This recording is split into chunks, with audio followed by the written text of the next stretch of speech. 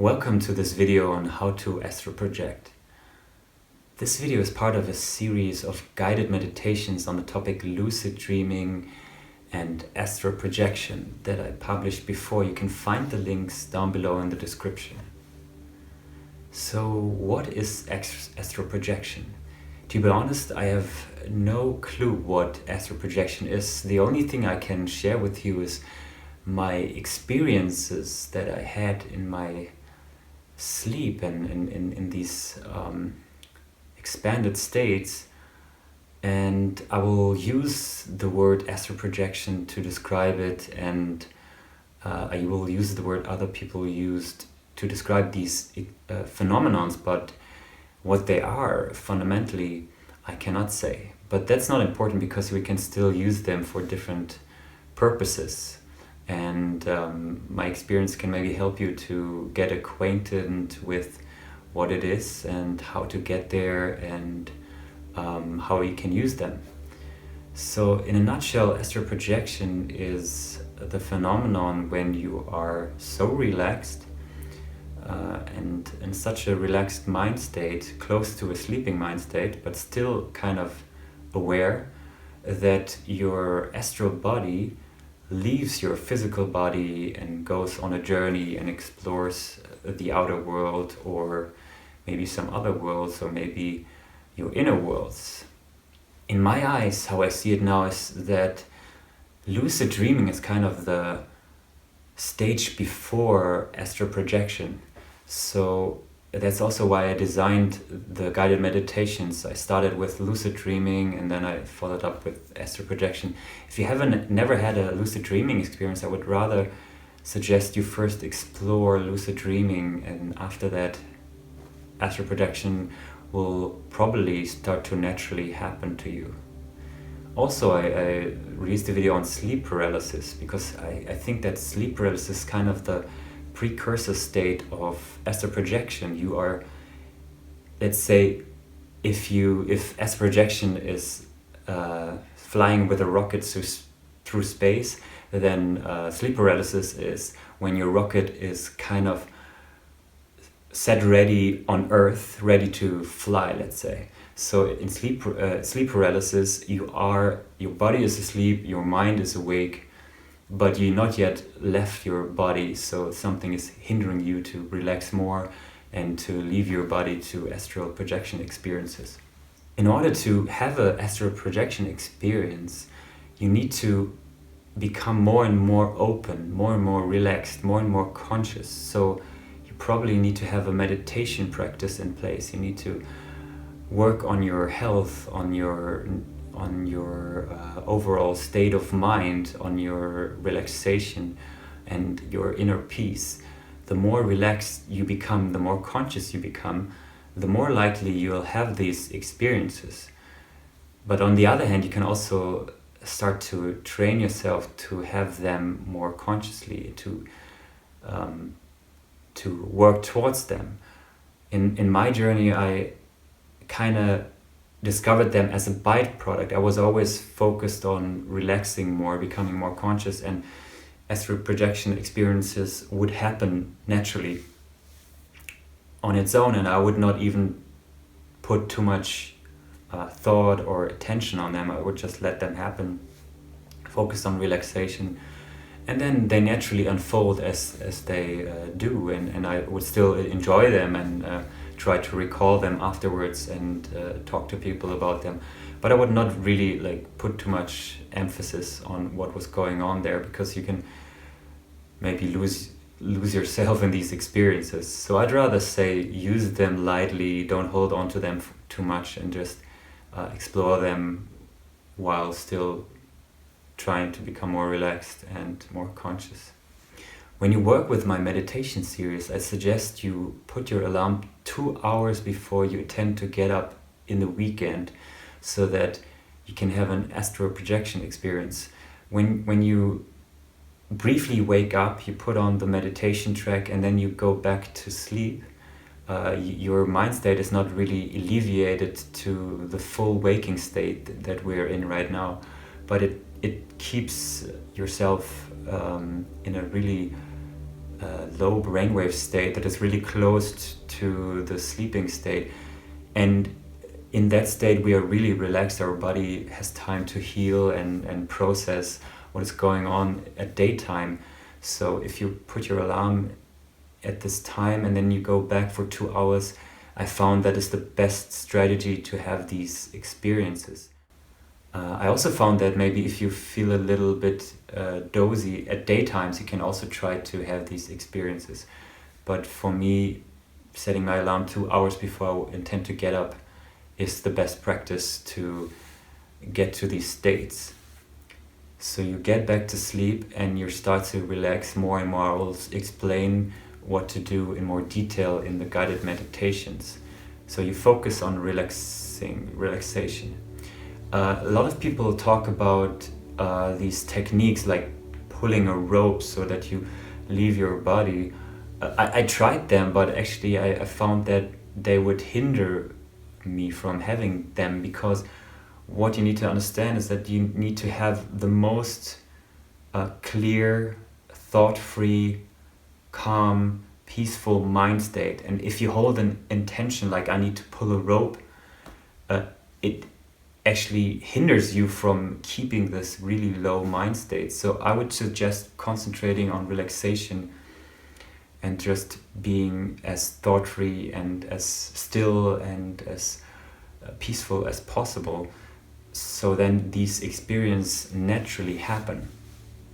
So the first guided meditation is about leaving your body. So when you enter the astral realm, there's a moment where you are pulled outside of your body. You feel like something's pulling you out of your physical body, and then at a certain time it will actually happen. Sometimes you feel that happen, then you kind of fall asleep, and then you become conscious again, but you're in the astral state, so you don't really are conscious about the transition to that state.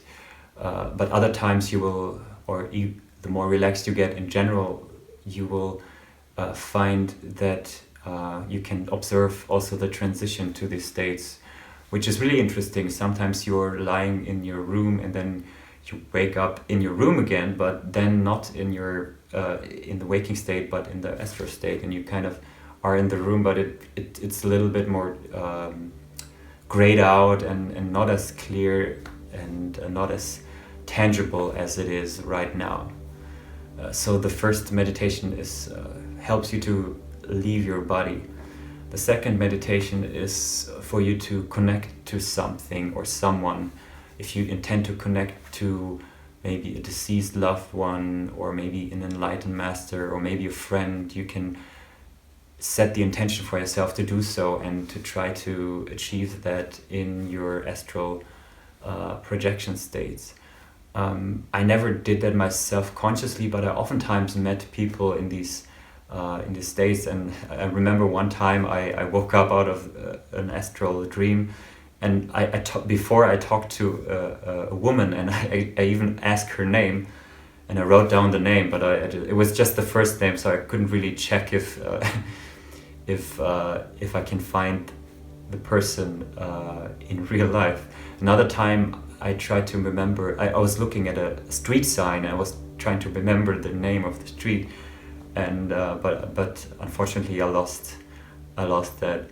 Actually, the person that I also heard about astral projection the most is Thomas Campbell, and he talks about, he had a lot of astral projection experiences, and he even had them together with a friend at the same time, and they both would report similar things happening while they were having these experiences at the same time. So on the one hand, his idea is that it's partly your own imagination, but it's partly maybe something else that we don't really fully understand yet. So that it's even if there are two people having an astral projection experience and they both report something similar, there needs to be a connection between the two people, or maybe they need to meet somewhere. So it cannot be only in your mind. Of course, if you are following spiritual teachings, you have a much different world understanding, and for you that is probably not a shock to hear that. My third guided meditation is about the contemplation, who am I? I once had an experience in an astral dream where I was on a horse. I was searching, who am I? I need to find someone, actually. I was trying to find someone. And then I realized the person I tried to find was myself. And I remember saying to myself, it's me. And the moment I recognized myself, and what happened is the sound of the me was repeating like an echo, like me, me, me, me, me, me, me, me, me. And at the same time, it felt like I was looking into a mirror, like, probably the infinity mirrors. I was looking into a mirror, but at the same time, I was a mirror looking into the mirror. So what happened was this phenomenon of because of the infinity reflections between the two mirrors, it felt like something was rising and like reflecting back to each other faster and faster.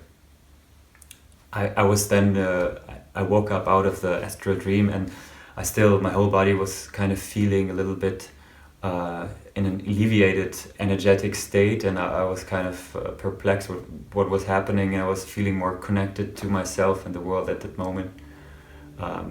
That was an interesting experience, so I thought maybe through sharing this meditation you can have these experiences in an astral projection yourself, because I think when you have them you're more relaxed than in your current state, and through that it's much easier to have these contemplative breakthrough experiences that spiritual practices aim at.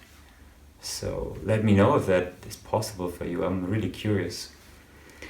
The fourth astral projection meditation is about healing yourself. So what happens, especially in the last month a lot, is that I'm in these astral dreams. I'm completely focusing on my relaxation, not really paying too much attention about what's going on, even though I'm always a little bit curious about what is happening. And what I find is that in these experiences I'm living through multiple traumatic events. Like I see scenes where I'm being chased, or where someone is trying to murder me, or some traumatic experiences happening, and then in myself I feel the fading emotion rising up to the surface and dissolving. So it is kind of in these extra dreams, it feels like my body is creating these experiences, my mind's creating these experiences for myself, that these emotions that are stuck in my system can be triggered and rise to the surface, and through the very relaxed minds that we're in, they're able to dissolve and to dissipate. So healing yourself is a possibility in these astral dreams. That's why I created the fourth meditation, Heal Yourself. If you just want to use the music and the binaural beat that is included in the music, I also published a 2-hour track that is purely the music, if you don't want to hear my voice talking over it. But I would suggest you always set the intention for yourself on what you want to do, or you can just get into it and see what happens. I feel like these experiences happen on their own. You don't really need to consciously, actively participate. You can just let them happen like a movie, and it's like that's the fun of it. And you don't ever need to be scared about anything that happens. Even if you have these experiences where traumatic events are being triggered, nothing can happen to you. You're completely safe in that. It's just always a tool that helps you to progress on your path and to become more relaxed and expanded. So I hope you are successful with that. Let me know what your experiences are in the comments below, and